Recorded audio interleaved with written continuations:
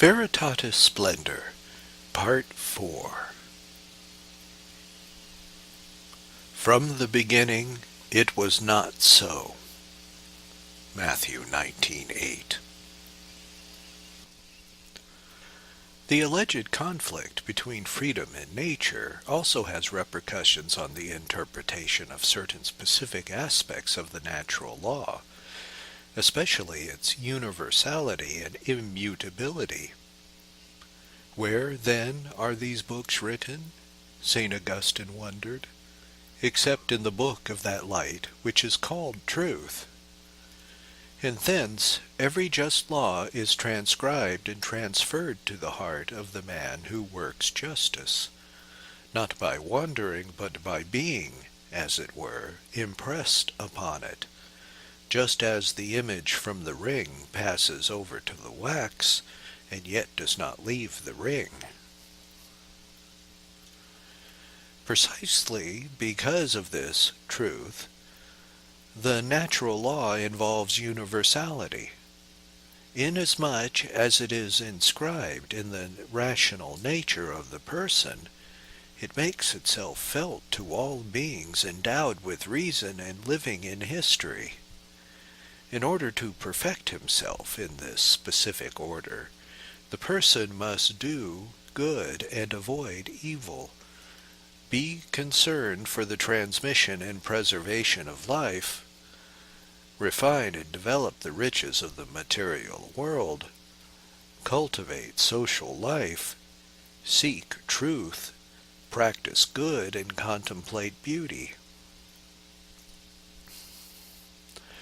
The separation which some have posited between the freedom of individuals and the nature which all have in common, as it emerges from certain philosophical theories which are highly influential in present-day culture, obscures the perception of the universality of the moral law on the part of reason. But inasmuch as the natural law expresses the dignity of the human person and lays the foundation for his fundamental rights and duties, it is universal in its precepts, and its authority extends to all mankind. This universality does not ignore the individuality of human beings, nor is it opposed to the absolute uniqueness of each person. On the contrary, it embraces at its root each of the person's free acts, which are meant to bear witness to the universality of the true good. By submitting to the common law, our acts build up the true communion of persons, and by God's grace, practice charity, which binds everything together in perfect harmony. Colossians 3:14. When, on the contrary, they disregard the law, or even are merely ignorant of it, whether culpably or not, our acts damage the communion of persons to the detriment of each. It is right and just, always and for everyone, to serve God, to render him the worship which is his due, and to honor one's parents as they deserve. Positive precepts such as these, which order us to perform certain actions and to cultivate certain dispositions, are universally binding. They are unchanging. They unite in the same common good of all people of every period of history, created for the same divine calling and destiny. These universal and permanent laws correspond to things known by the practical reason and are applied to particular acts through the judgment of conscience. The acting subject personally assimilates the truth contained in the law. He appropriates this truth of his being and makes it his own by his acts and the corresponding virtues. The negative precepts of the natural law are universally valid. They oblige each and every individual, always and in every circumstance. It is a matter of prohibitions which forbid a given action semper et pro semper, without exception, because the choice of this kind of behavior is in no case compatible with the goodness of the will of the acting person, with his vocation to life with God and to communion with his neighbor.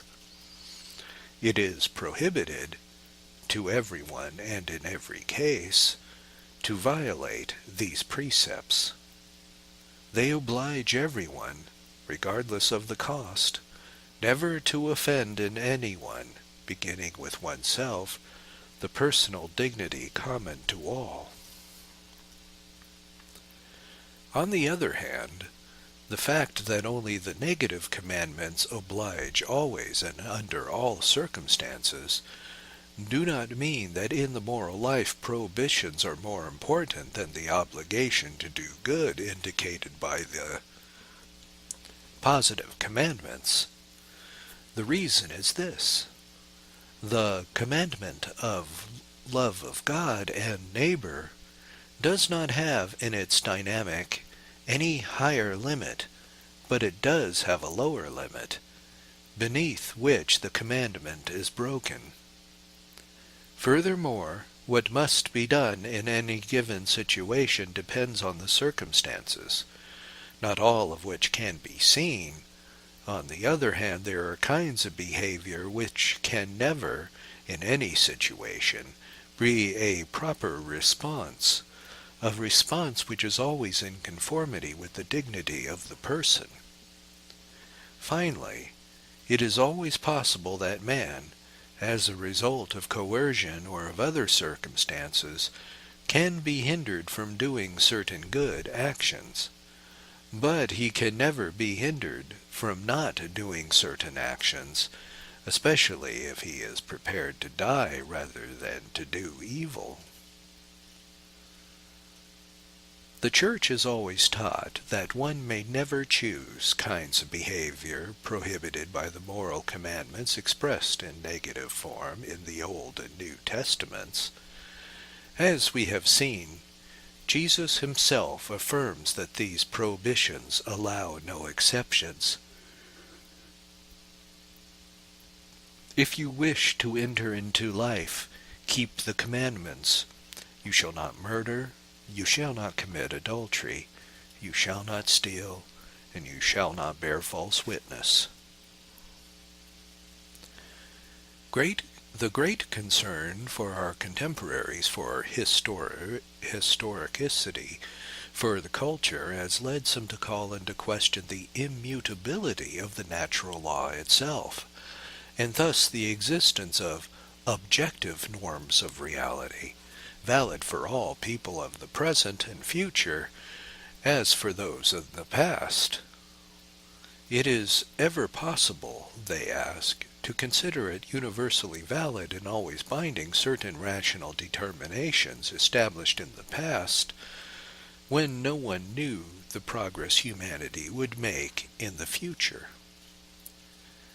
It must certainly be admitted that man always exists in a particular culture, but it must also be admitted that man is not exhaustively defined by that same culture. Moreover, the very progress of cultures demonstrates that there is something in man which transcends those cultures. This something is precisely human nature. This nature is itself the measure of culture, and the condition ensuring that man does not become the prisoner of any of his cultures, but asserts his personal dignity by living in accordance with the profound truth of his being. To call into question the permanent structural elements of man, which are not connected with his own bodily dimension, would not only conflict with common experience, but would render meaningless Jesus' reference to the beginning, precisely where the social and cultural context of the time had distorted the primordial meaning and the role of certain moral norms. This is the reason why the Church affirms that underlying so many changes there are some things which do not change and are ultimately founded upon Christ, who is the same yesterday, today, and forever. Christ is the beginning, who, having taken on human nature, definitively illumines it in its constitutive elements and in its dynamism of charity towards God and neighbor. Certainly there is a need to seek out and to discover the most adequate formulation for universal and permanent moral norms in the light of different cultural contexts, a formulation most capable of ceaselessly expressing their historical relevance by making them understood and of authentically interpreting their truth. This truth of the moral law, like that of the deposit of faith, unfolds down the centuries. The norms expressing that truth remain valid in their substance, but must be specified and determined. Eodem sensu eadamque sententia.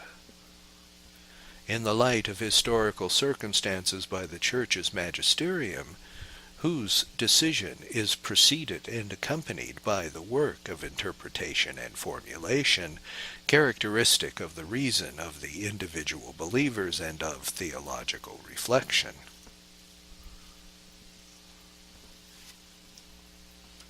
Two, conscience and truth. Man's sanctuary. The relationship between man's freedom and God's law is most deeply lived out in the heart of the person, in his moral conscience. As the Second Vatican Council observed, in the depths of his conscience, man detects a law which he does not impose upon himself, but which holds him to obedience, always summoning him to love good and avoid evil. The voice of conscience can, when necessary, speak to his heart more specifically. Do this, shun that. For man has in his heart a law written by God. To obey it is the very dignity of man. According to it he will be judged. Romans 2:14 through 16. The way in which one conceives the relationship between freedom and the law is thus intimately bound up with one's cultural understanding of the moral conscience. Here the cultural tendencies referred to above, in which freedom and law are set in opposition to each other and kept apart, and freedom is exalted almost to the point of idolatry, lead to a creative understanding of moral conscience which diverges from the teaching of the Church's tradition and her magisterium. According to the opinion of some theologians, the function of conscience has been reduced, at least at a certain period in the past, to a simple application of general moral norms to individual cases in the life of the person. But those norms, they continue, cannot be expected to foresee and to respect all the individual concrete acts of the person in all their uniqueness and particularity. While such norms might somehow be useful for a correct assessment of the situation, they cannot replace the individual personal decision on how to act in particular cases. The critique already mentioned of the traditional understanding of human nature and of its importance for the moral life has even led certain authors to state that these norms are not so much a binding objective criterion for judgments of conscience, but a general perspective which helps man tentatively to put order into his personal and social life.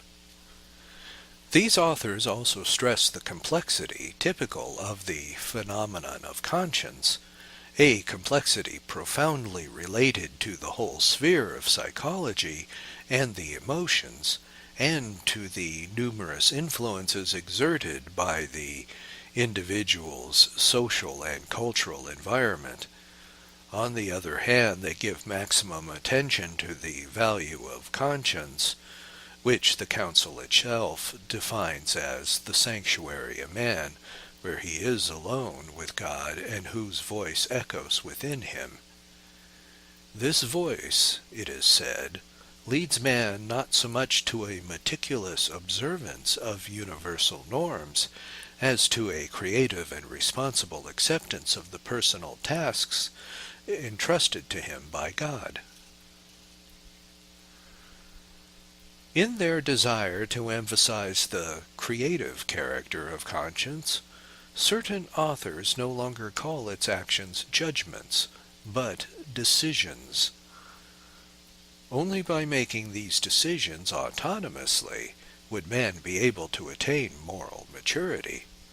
Some even hold that this process of maturing is inhibited by the excessively categorical position adopted by the Church's magisterium on many moral questions. For them, the Church's interventions are the cause of unnecessary conflicts of conscience. In order to justify these positions, some authors have proposed a kind of double status of moral truth. Beyond the doctrinal and abstract level, one would have to acknowledge the priority of a certain more concrete existential consideration. The latter, by taking account of circumstances and the situation, could legitimately be the basis of certain exceptions to the general rule, and thus one to do in practice and in good conscience what is qualified as intrinsically evil by the moral law. A separation, or even an opposition, is thus established in some cases between the teaching of the precepts, which is valid in general, and the norm of the individual conscience, which would in fact make the final decision about what is good and what is evil. On this basis, an attempt is made to legitimize so-called pastoral solutions contrary to the teaching of the magisterium, and to justify a creative hermeneutic, according to which the moral conscience is in no way obliged in every case by a particular negative precept. No one can fail to realize that these approaches pose a challenge to the very identity of the moral conscience in relation to human freedom in God's law. Only the clarification made earlier with regard to the relationship based on truth between freedom and the law makes everything a discernment concerning this creative understanding of conscience. The judgment of conscience. The text of the letter to the Romans, which has helped us to grasp the essence of the natural law, also indicates the biblical understanding of conscience, especially in its specific connection with the law. When Gentiles, who have not the law, do by nature what the law requires, they are a law unto themselves, even though they do not have the law. They show that what the law requires is written on their hearts, while their conscience also bears witness, and their conflicting thoughts accuse or perhaps excuse them. Romans 2:14 and 15. According to St. Paul, the conscience, in a certain sense, confronts man with the law, and thus becomes a witness for man, a witness of his own faithfulness or unfaithfulness with regard to the law, of his essential moral rectitude or iniquity. Conscience is the only witness, since what takes place in the heart of the person is hidden from the eyes of everyone outside. Conscience makes its witness known only to the person himself, and, in turn, only the person himself knows what his own response is to the voice of conscience. The importance of this interior dialogue of man with himself can never be adequately appreciated, but it is also a dialogue of man with God, the author of the law, the primordial image and the final end of man. Saint Bonaventure teaches that conscience is like God's herald and messenger. It does not command things on its own authority, but commands them as coming from God's authority, like a herald when he proclaims the edict of the king. This is why conscience has binding force. Thus it can be said that conscience bears witness to man's old rectitude or iniquity to man himself, but, together with this, and indeed even beforehand, conscience is the witness of God himself, whose voice and judgment penetrate the depths of man's soul, calling him fortiter et suaviter to obedience. Moral conscience does not close man within an insurmountable and impenetrable solitude, but opens him to the call, to the voice of God. In this, and not in anything else, lies the entire mystery and the dignity of the moral conscience, in being the place, the sacred place where God speaks to man. St. Paul does not merely acknowledge that conscience acts as a witness, he also reveals the way in which conscience performs that function. He speaks of conflicting thoughts, which accuse or excuse the Gentiles with regard to their behavior. The term conflicting thoughts clarifies the precise nature of conscience. It is a moral judgment about man and his actions, a judgment either of acquittal or of condemnation according as human acts are in conformity not with the law of God written on the heart. In the same text the apostle clearly speaks of the judgment of actions, the judgment of their author, and the moment when that judgment will be definitively rendered. This will take place on that day when, according to my gospel, God judges the secrets of men by Jesus Christ. Romans 2:16. The judgment of conscience is a practical judgment, a judgment which makes known that man must do or not do, or which assesses an act already performed by him. It is a judgment which applies to a concrete situation the rational conviction that one must love and do good and avoid evil. This first principle of practical reason is part of the natural law. Indeed, it constitutes the very foundation of the natural law, inasmuch as it expresses that primordial insight about good and evil, that reflection of God's creative wisdom which, like an imperishable spark, scintilla animae, shines in the heart of every man. But whereas the natural law discloses the objective and universal demands of the moral good, conscience is the application of the law to a particular case. This application of the law thus becomes an inner dictate for the individual, a summons to do what is good in this particular situation. Conscience thus formulates moral obligation in the light of the natural law. It is the obligation to do what the individual, through the workings of his conscience, knows to be a good he is called to do here and now. The universality of the law and its obligation are acknowledged, not suppressed, once reason has established the law's application in concrete present circumstances.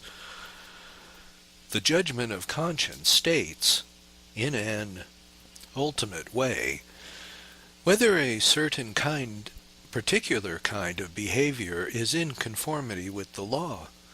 It formulates the proximate norm of the morality of a voluntary act, applying the objective law to a particular case. Like the natural law itself and all practical knowledge, the judgment of conscience also has an imperative character. Man must act in accordance with it. If man acts against his judgment, or in a case where he lacks certainty about the rightness and goodness of a determined act, still performs that act, he stands condemned by his own conscience, the proximate norm of personal morality.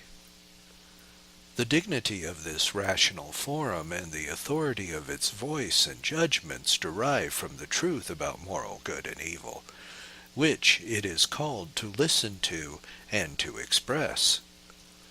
This truth is indicated by the divine law, the universal and objective norm of morality. The judgment of conscience does not establish the law. Rather, it bears witness to the authority of the natural law and of the practical reason which reference to the supreme good, whose attractiveness the human person perceives, and whose commandments he accepts. Conscience is not an independent and exclusive capacity to decide what is good and what is evil. Rather, there is profoundly imprinted upon it a principle of obedience vis-a-vis the objective norm which establishes and conditions the correspondence of his decisions with the commands and prohibitions which are at the basis of human behavior. The truth about moral good, as that truth is declared in the law of reason, is practically and concretely recognized by the judgment of conscience, which leads one to take responsibility for the good or the evil one has done. If man does evil, the just judgment of his conscience remains within him as a witness to the universal truth of the good, as well as to the malice of his particular choice. But the verdict of conscience remains in him also as a pledge of hope and mercy. While bearing witness to the evil he has done, it also reminds him of his need, with the help of God's grace, to ask forgiveness, to do good, and to cultivate virtue constantly. Consequently, in the practical judgment of conscience, which imposes on the person the obligation to perform a given act, the link between freedom and truth is made manifest. Precisely for this reason, conscience expresses itself in acts of judgment, which reflect the truth about the good, and not in arbitrary decisions. The maturity and responsibility of these judgments, and, when all is said and done, of the individual who is their subject, are not measured by the liberation of the conscience from objective truth in favor of an alleged autonomy in personal decisions, but, on the contrary, by an insistent search for truth and by allowing oneself to be guided by that truth in one's actions.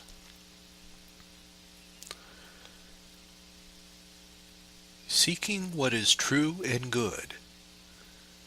Conscience, as the judgment of an act, is not exempt from the possibility of error. As the Council puts it, Not infrequently, conscience can be mistaken as the result of invincible ignorance.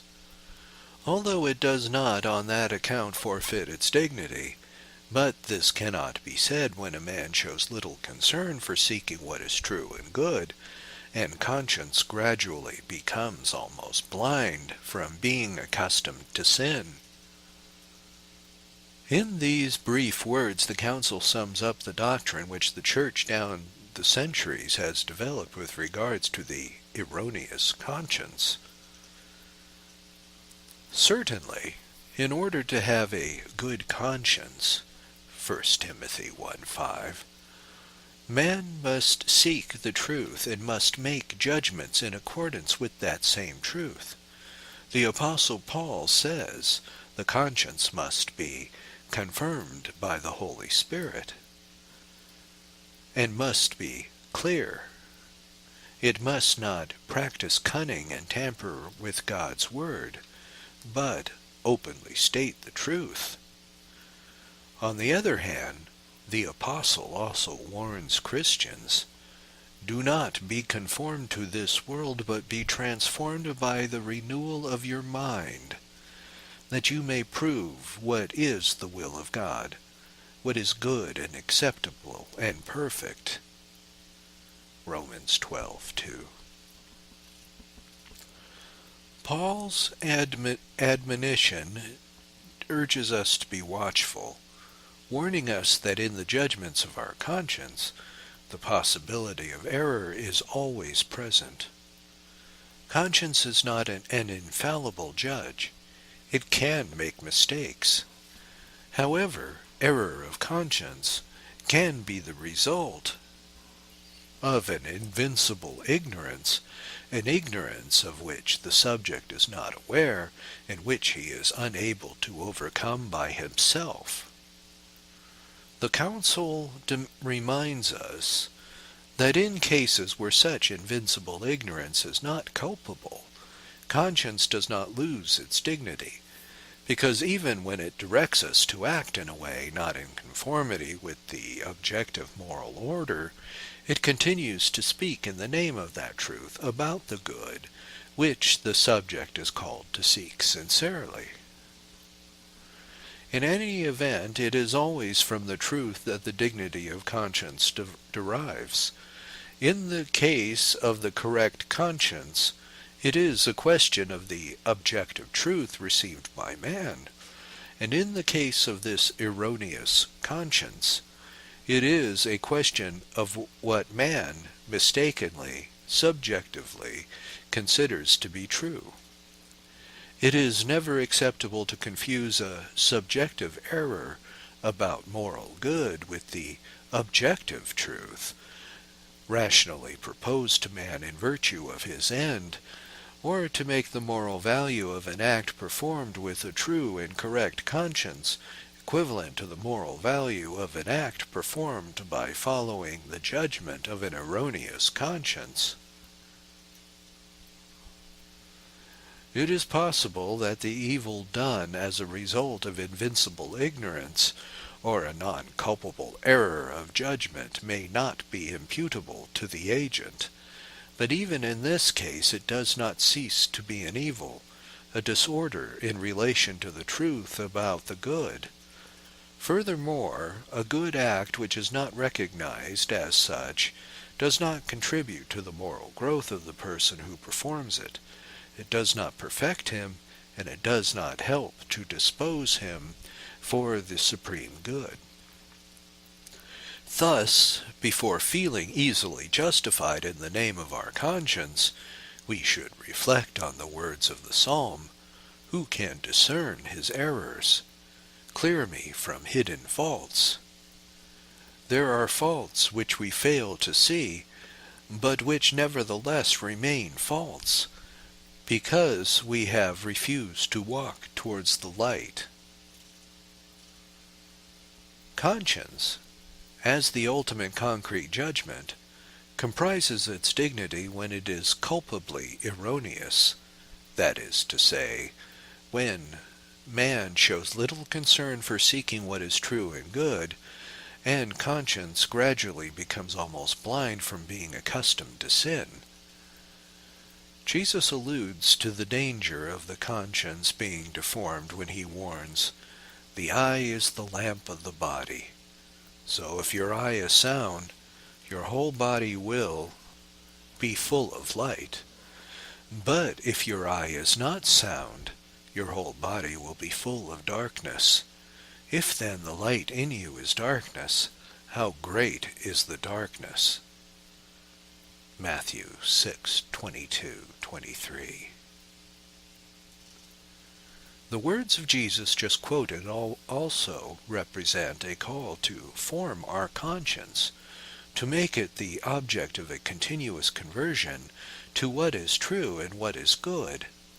In the same vein, St. Paul exhorts us not to be conformed to the mentality of this world, but to be transformed by the renewal of our mind.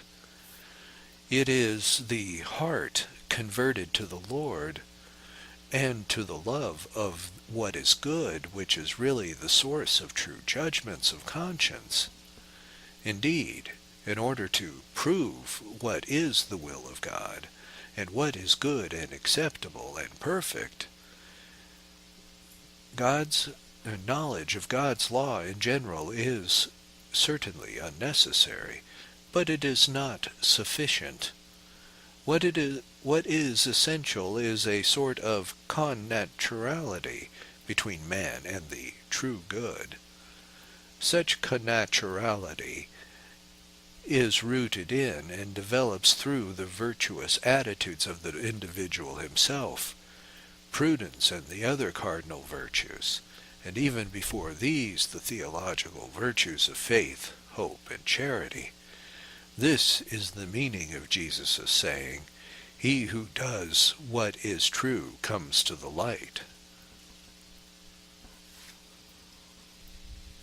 Christians have a great help for the formation of conscience in the Church and her magisterium.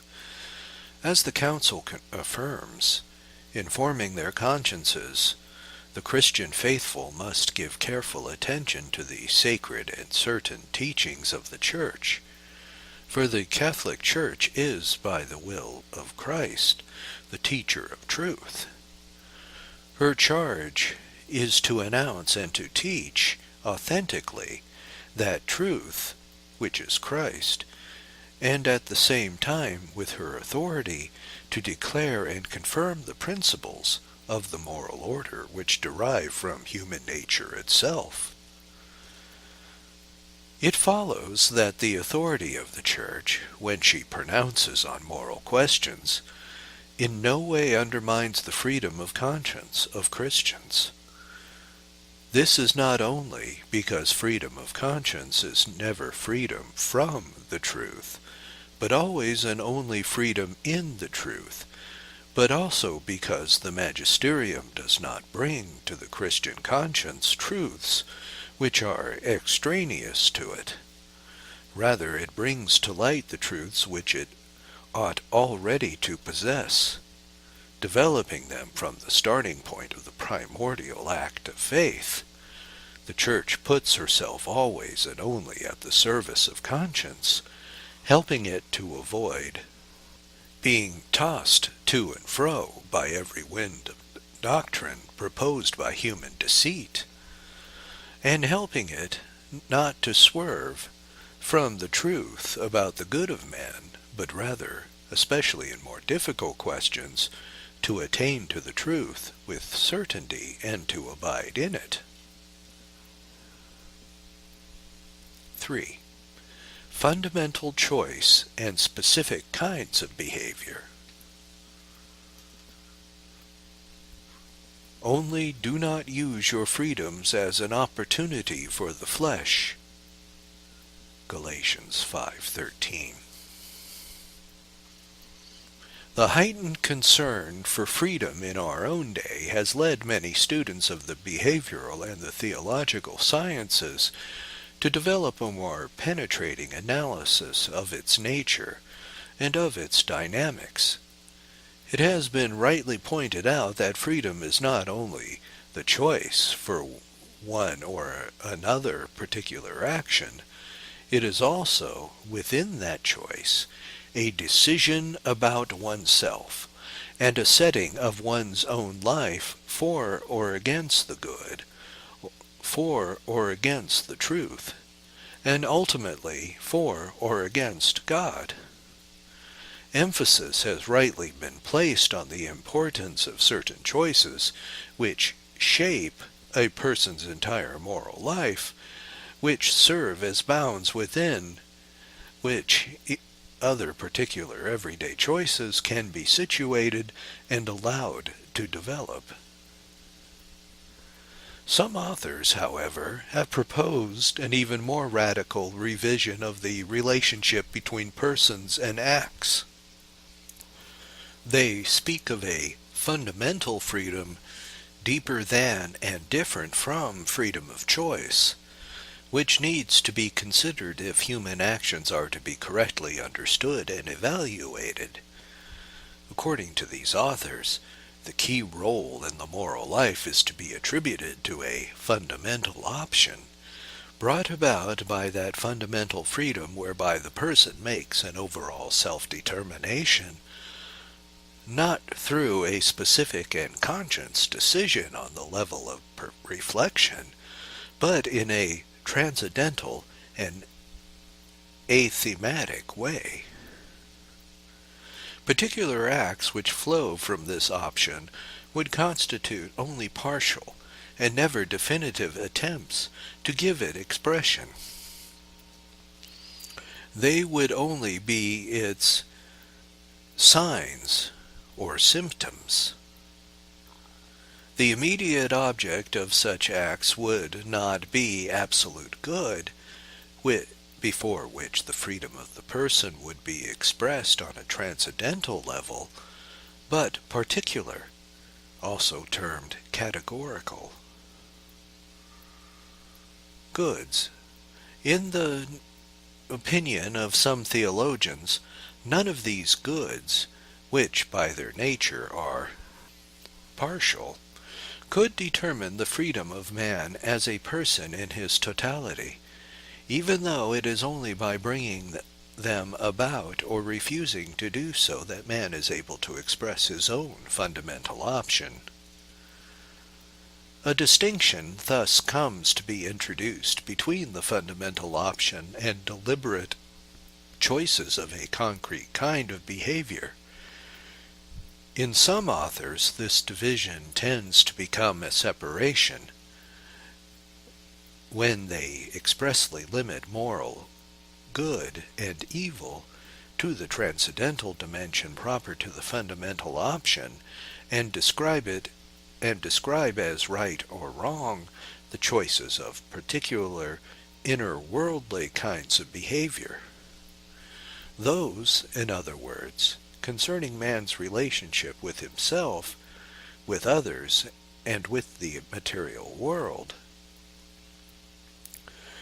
There thus appears to be established within the human acting a clear disjunction between two levels of morality. On the one hand, the order of good and evil, which is dependent on the will, and on the other hand specific kinds of behavior which are judged to be morally right or wrong only on the basis of a technical calculation of the proportion between the pre-moral and physical goods and evils which actually result from the action. This is pushed to the point where a concrete kind of behavior, even one freely chosen, comes to be considered as a merely physical process, and not according to the criteria proper to a human act.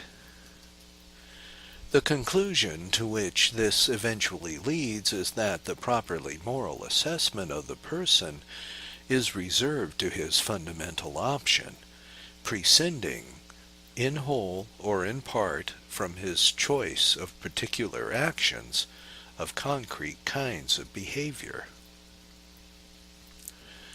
There is no doubt that Christian moral teaching, even in its biblical roots, acknowledges the specific importance of a fundamental choice which qualifies the moral life and engages freedom on a radical level before God. It is a question of the decision of faith, of the obedience of faith, by which man makes a total and free self-commitment to God, offering the full submission of intellect and will to God as he reveals. This faith, which works through love, comes from the core of man, from his heart, whence it is called to bear fruit in works. In the Decalogue one finds, as an introduction to the various commands, the basic clause, "I am the Lord your God," which, by impressing upon the numerous and varied particular prescriptions their primordial meaning, given the morality of the covenant and its aspect for completeness, unity, and profundity, Israel's fundamental decision, then, is about the fundamental commandment. The morality of the new covenant is similarly dominated by the fundamental call of Jesus to follow him, and thus he also says to the young man, "If you wish to be perfect, then come, follow me." To this call, the disciple must respond with a radical decision and choice. The gospel parables of the treasure and the pearl of great price, for which one sells all one's possessions, are eloquent and effective images of the radical and unconditional nature of the decision demanded by the kingdom of God. The radical nature of his decision to follow Jesus is admirably expressed in his own words. "Whoever would save his life will lose it, and whoever loses his life for my sake and the gospel's will save it." Mark 8:35. Jesus' call to "come, follow me" marks the greatest possible exaltation of human freedom, yet at the same time it witnesses to the truth and to the obligation of acts of faith and of decisions which can be described as involving a fundamental option. We find a similar exaltation of human freedom in the words of St. Paul. "You were called to freedom, brethren." Galatians 5:13. But the apostle immediately adds a grave warning. "Only do not use your freedom as an opportunity for the flesh." This warning echoes his earlier words. "For freedom Christ has set us free. Stand fast, therefore, and do not submit again to the yoke of slavery." Galatians 5:1. Paul encourages us to be watchful, because freedom is always threatened by slavery, and this is precisely the case when an act of faith, in the sense of a fundamental option, becomes separated from the choice of particular acts, as in the tendencies mentioned above. These tendencies are therefore contrary to the teaching of Scripture itself, which sees the fundamental option as a genuine freedom of choice, and links that choice profoundly to particular acts. By his fundamental choice, man is capable of giving his life direction and of progressing, with the help of grace, towards his end, following God's call. But this capacity is actually exercised in the particular choice of his specific actions, through which man deliberately conforms himself to God's will, wisdom, and law.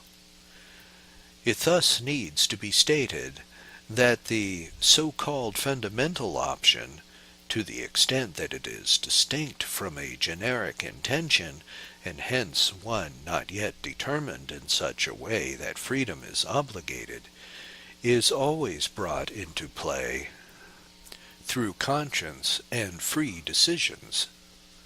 Precisely for this reason, it is revoked when man engages his freedom in conscience decisions to the contrary with regard to morally grave matter. To separate the fundamental option from concrete kinds of behavior means to contradict the substantial integrity or personal unity of the moral agent in his body and in his soul. A fundamental option understood without explicit consideration of the potentialities which it puts into effect, and the determinations which express it, does not do justice to the rational finality eminent in man's acting and in each of his deliberate decisions.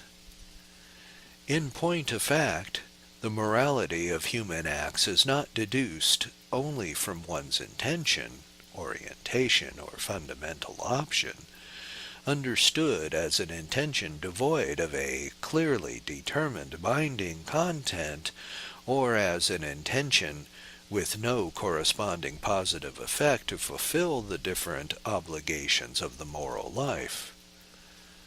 Judgments about the morality cannot be made without taking into consideration whether or not the deliberate choice of a specific kind of behavior is in conformity with the dignity and integral vocation of the human person. Every choice always implies a reference by the deliberate will to the goods and evils indicated by the natural law as goods to be pursued and evils to be avoided. In the case of the positive moral precepts, prudence always has the task of verifying that they apply in a specific situation, for example, in view of other duties which may be more important or urgent. But the negative moral precepts, those prohibiting certain concrete actions or kinds of behavior as intrinsically evil, do not allow for any legitimate exception. They do not leave room, in any morally acceptable way, for the creativity of any contrary determination whatsoever. Once the moral species of an action prohibited by a universal rule is concretely recognized, the only moral good act is that of obeying the moral law and of refraining from the action which it forbids. Here an important pastoral consideration must be added. According to the logic of the positions mentioned above, an individual could, by virtue of a fundamental option, remain faithful to God independently whether or not of his choices and his acts are in conformity with specific moral norms or rules. By virtue of a primordial option for charity, that individual could continue to be morally good, persevere in God's grace, and attain salvation, even if certain of his specific kind of behavior were deliberately and gravely contrary to God's commandments as set forth by the Church. In point of fact, man does not suffer perdition only by being unfaithful to that fundamental option whereby he has made a free self-commitment to God. With every freely committed mortal sin, he offends God as the giver of the law, and as a result becomes guilty with regard to the entire law. Even if he perseveres in faith, he loses sanctifying grace, charity, and eternal happiness. As the Council of Trent teaches, the grace of justification once received is lost not only by apostasy, by which faith itself is lost, but also by any other mortal sin.